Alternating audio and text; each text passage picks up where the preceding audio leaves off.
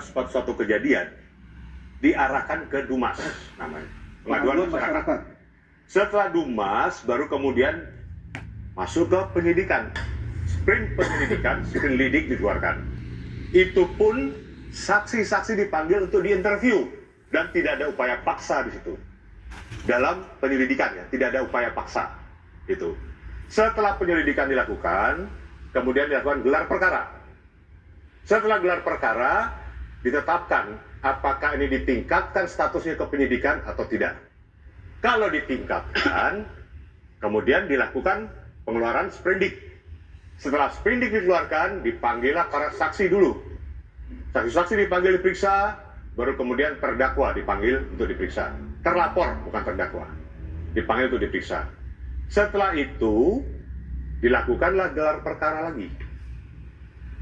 Setelah itu, kalau kemudian saksi-saksi atau terlapor dipanggil tidak datang 3 kali, dijemput paksa, dikeluarkan perintah membawa. Ya. Nah, kalaupun tidak ada di tempat yang bersangkutan, sudah dicari berulang-ulang tidak ada, baru dimasukkan ke dalam daftar pencarian orang. Itu pun dibuat sketsa seperti sketsa dulu. Berarti seharusnya namanya, DPO ya, wajahnya, sama dengan pernah kita lakukan dulu. Artinya di kematian Vina dan Eki tidak ada Dumas, tidak ada pengaduan dari masyarakat. Nah, ini permasalahannya, tidak ada Dumas. Tiba-tiba kok langsung idik. Lidik tidak ada, langsung idik. Oke. Kan lucu. Ya. Bang Pitra, silakan menanggapi. Saya ingin sampaikan Bung Aryo ya, menjadi seorang polisi itu sangat berat. Menjadi seorang polisi harus bisa menjadi malaikat. Kenapa? Karena kalau mereka benar ini tidak ada yang muji. Kalau salah mereka dicaci maki ya, bisa-bisa luntur semua kebaikan yang selama ini dilakukan oleh pihak kepolisian. Saya ingin tegaskan terkait dengan peradilan, karena saya lihat ini euforianya sangat luar biasa sekali. Sesuai dengan Perma nomor 4 tahun 2016 ya, pasal 2 ayat 3 ini saya bacakan ya. Di situ disebutkan ya, bahwasanya putusan pra-peradilan yang mengabulkan permohonan tentang tidak sahnya penetapan tersangka tidak menggugurkan kewenangan penyidik untuk menetapkan yang bersangkutan sebagai tersangka lagi setelah memenuhi paling sedikit 2 alat bukti baru yang sah.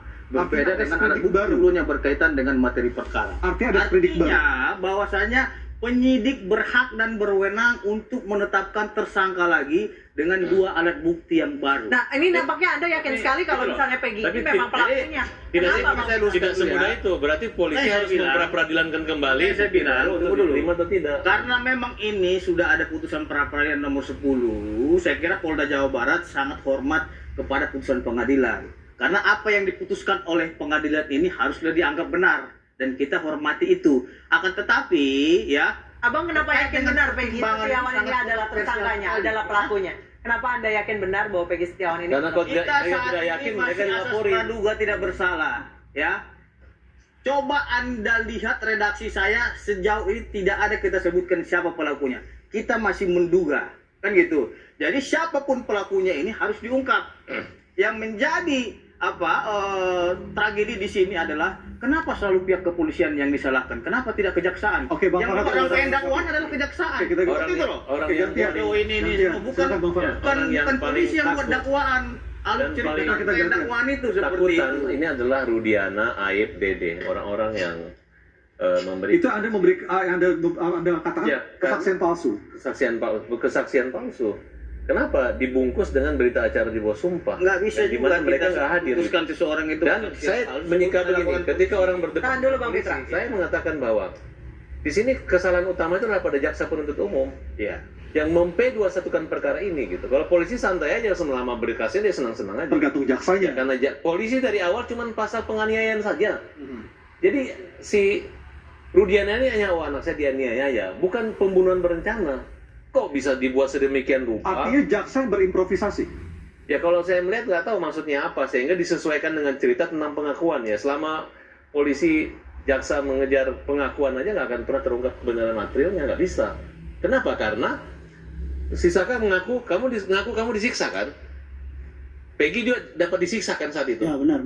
Nah, dan memang pernah dilaporkan, tapi nggak tahu katanya sih mereka saling memukul, nggak masuk di akal.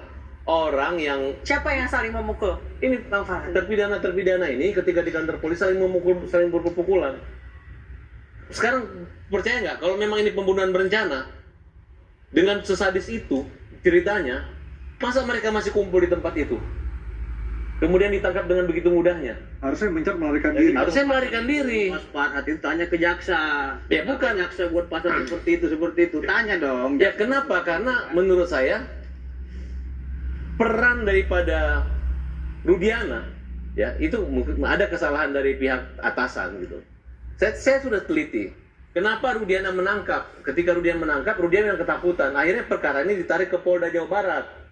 Nah, padahal polisi yang mengetahui lokasi adalah Polres, harusnya Polres tetap, tapi ini ditarik ke Polda. Ketika kami Kenapa Polres ya takut, Bang Farhan? ya karena Rudiana tahu bahwa karena mereka berpikir oh nggak mungkin bapaknya ini anaknya yang dibunuh, nggak mungkin salah tangkap gitu. Nah kemudian catatan lagi, kenapa mereka dihukum seumur hidup semua? Karena peradilan Saka, peradilan anak kecil, anak di bawah umur. Oke, nanti kita Yang ngobrol singkat lagi dan tentang cepat. Pak. Jadi bukan Baik.